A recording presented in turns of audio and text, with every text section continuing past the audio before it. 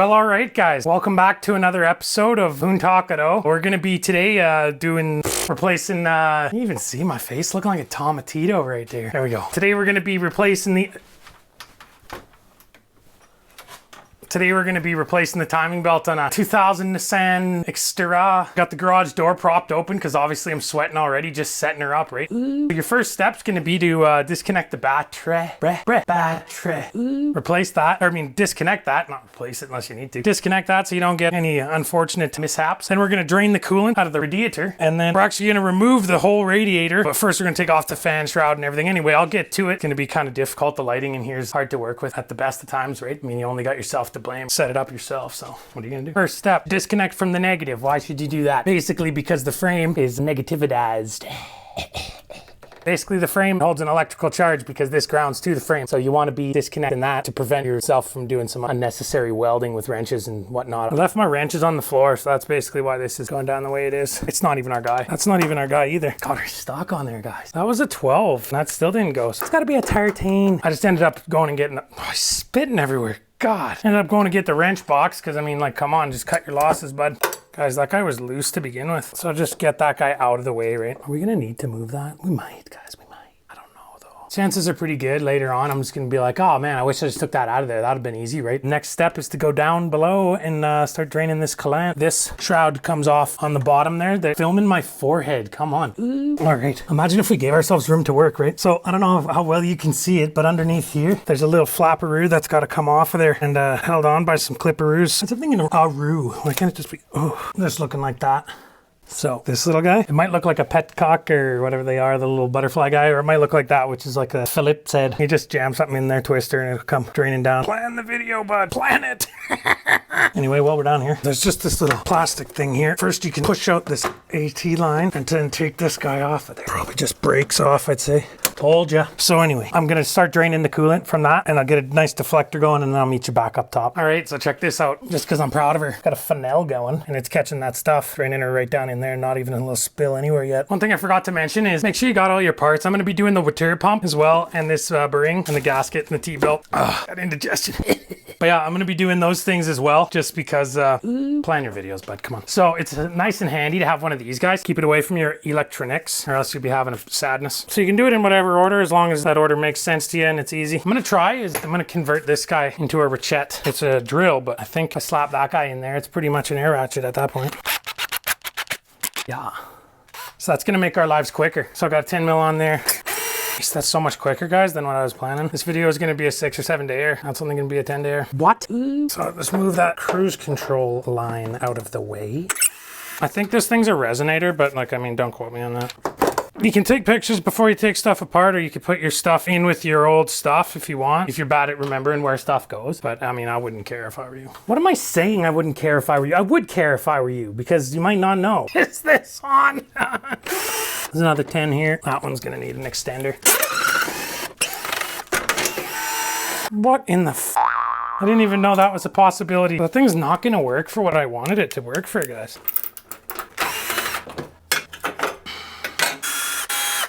Yeah, that's not too crusty. This guy there, he's gonna have to be cleaned up because he's all crusty, right? You wanna be careful not to wreck the fins on your radiator when you're taking this out.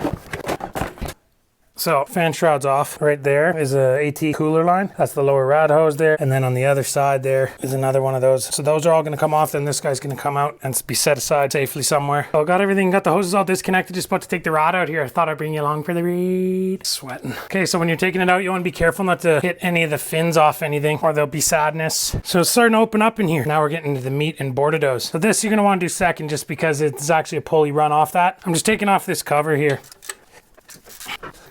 And I'll get on him with this. This guy, loosen him off, and then loosen this guy off until that is loose enough to get the belt off. And the same goes for this guy. Loosen him off, and then loosen that off. That belt to come loose, and this whole plate got to come off there. So loosen, and then this guy got to come loose. And is he a 14? He is. And if you're doing this at home and you don't know what a belt tension is supposed to be, you always want to be checking before you take it off, because if it wasn't squealing before and nothing was damaged, then that's probably going to be okay. So that one's off. Where to put the thing that they need to fucking use? Another guy down here. Loosen that guy off. Just an extender on this guy. So this guy's going to go in there now. So lefty loosey, righty tighty on that, like everything else. So if you go left, the belt will get looser. If you go right, the belt will get tighter. Like half of my jobs are spent just looking for tools that are literally right in front of my face.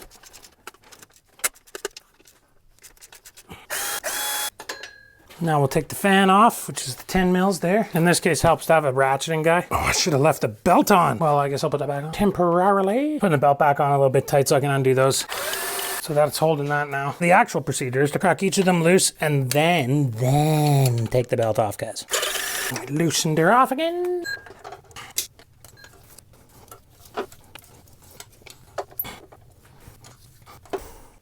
So yeah, you're probably not gonna be able to do it this fast, but basically just take off that pulley, take off the hose, handle your big old rusty pipe there, take this guy out of there, take the hoses off of there, and then take off this whole faceplate there, and then you'll be good to go, right? See this guy? This is a little bit of ingenuity. That's probably 2 hours custom. So this guy slides on this like that, and as the guy goes on there. Anyway, I was tightening this with air tools. A younger me was doing that and snapped her off, and it was shop night at the shop there, and one of the last guys there, and I was like, oh man, this is gonna be bad. Like, I'll never hear the end of this, right? I probably wouldn't have. They didn't have any ready rods, so I borrowed this off of another tech. He gave it to me. It's actually an IKEA door handle for a drawer. So it's a drawer handle, and I just ground it down and then tapped new stuff on it on either side of it, and then I wound her in there, and you know, Bob's your uncle. When you shear something off, just use shitty IKEA products and put it back together, right? It actually worked, and it's been working for 4 years, so that's all right. I'm not too worried about that. All right, so the next step here is we got to get these covers off. We got to get this guy off. We got to get this belt off. We got to clean these up too before we put it back together. And after that, you're just going to be blasting off this little pipe there, right? Don't get excited. You're going to struggle with that for a solid 15 minutes, and then after that, the cover comes off here, a bunch of 10 mils or 8 mils or something. I don't remember, guys. Who cares? And then there's your T-belt, right? It's just hanging out right there. All right, we're back again. It's been like a bit. So we got the cover off there now. There's your T-belt. This is the cover there.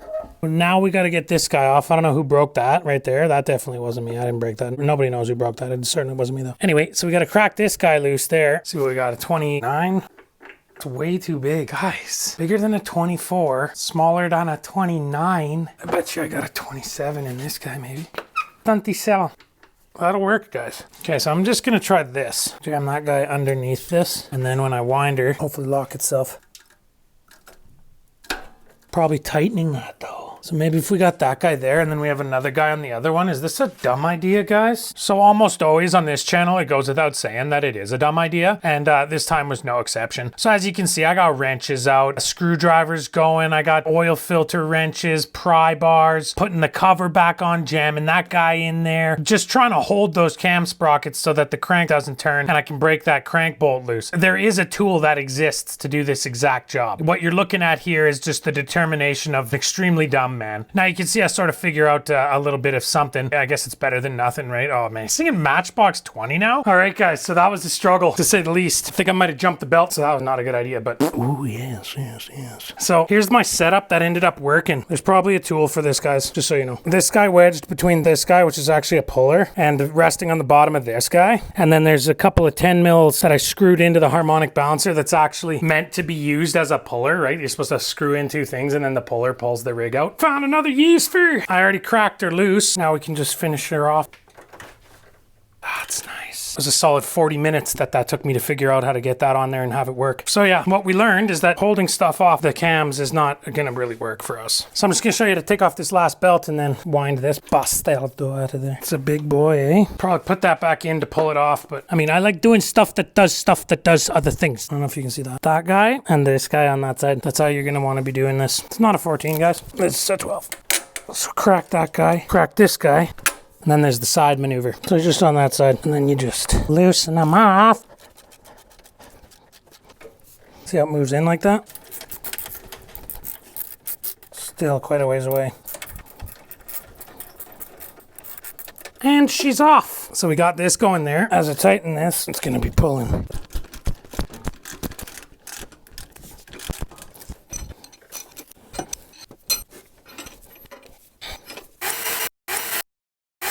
Okay, so it was as I expected. This jumped when I was trying to undo it using only belt tension, so smart maneuver there, bud. So what we're going to want to do is line up the cams at the top, and then we'll line this up after. But one thing you should note, I made my own timing mark there. This doesn't come with one on there. When I set TDC on cylinder 1 before, I just marked it. So that's going to be what you're going to be wanting to do, I would say. But first, we're going to have to put this guy back in. That's more tension. We're gonna go the other way.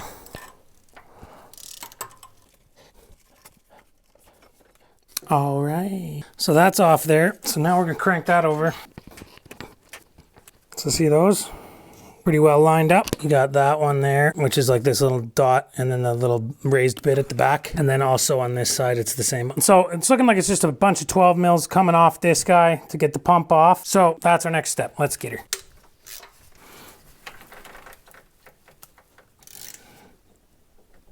Man, I don't like that one. Do the other ones first.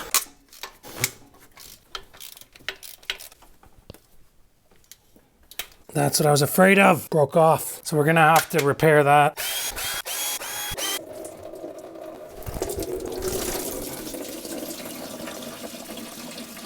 So as you saw on the Pro footage, probably, or maybe not, this bolt broke. Sadness, right? Yeah, it's pretty corroded. I mean, I'm not surprised. Now, we don't want to make it worse. So what we're going to do is heat him right up and we're going to get him out of there. This is all the old gasket. So we're going to have to clean off all that. Clean up the mating surfaces there. Make them look all nice. I took the tensioner off there too. In case you're wondering, I already did these oil seals, all 3 of them, last time I did this. So it's okay to leave them this time. I'm going to have to get one of these guys. Maybe tomorrow I might be able to get it. I don't know. We'll see. Walk to the Nissan dealer. How embarrassing is that, right? It's pretty embarrassing. This freaking guy, flipping man, freaking thing, little dude, snapped. I'm pretty sure it's made out of copper or something, or brass. Like, what the f? Got the garage door open over there, and it's freezing because, it's freezing. Gonna be some smoke coming off of this guy, or there was, or something, or maybe nothing, I don't know. Got this guy going, if you do recall, that sucking guy. That broke off, because we're gonna heat him up with an induction heater called the Mini-Ductor. The Mini-Ductor, right? This guy. He puts off a pretty good electrical field, a magnetic field. Basically, you put your thing in the middle of that guy, fire him up, and he'll melt him. I don't want to use fire there, because there's too many rubber shits around. Hopefully this camera doesn't just get ravaged by this play here. Okay, so I'm gonna heat that up till she's just about red, I guess. Just put the coil around. It's already ravaged, guys.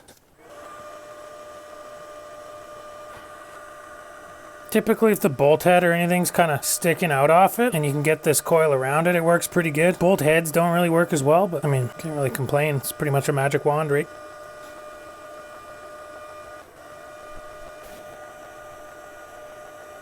Okay, well, so now that that's heated up pretty good, it might not be enough yet, but we're gonna hit it with some vice grips here. Get the vices on her, and we're gonna try to wiggle it out of there. And just like that, guys, now she turns like a charm. So we'll get that out of there. We're gonna need a new one of those bolts, which I'm sure Nissan will know all about.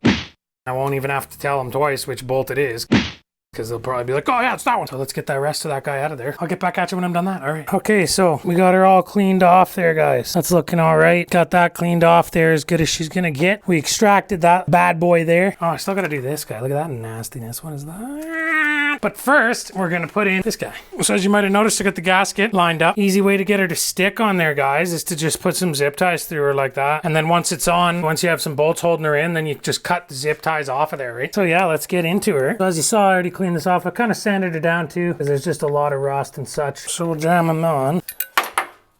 Didn't hear that? So now we just cut off those rigs. And just like that, guys, we're gonna put back in these guys too. What guys you talking, Dev? Just little spacers on the sides here. And then, yeah, so you just tighten that down after, and that's how the water pump goes in. And then we got this guy going, the tensioner guy. Man, it's tough hooning all day, I gotta say. Rhyming now, guys. So I put a little bit of lubricity there. Just a little to kind of help it do some stuff, or maybe some things, or maybe nothing.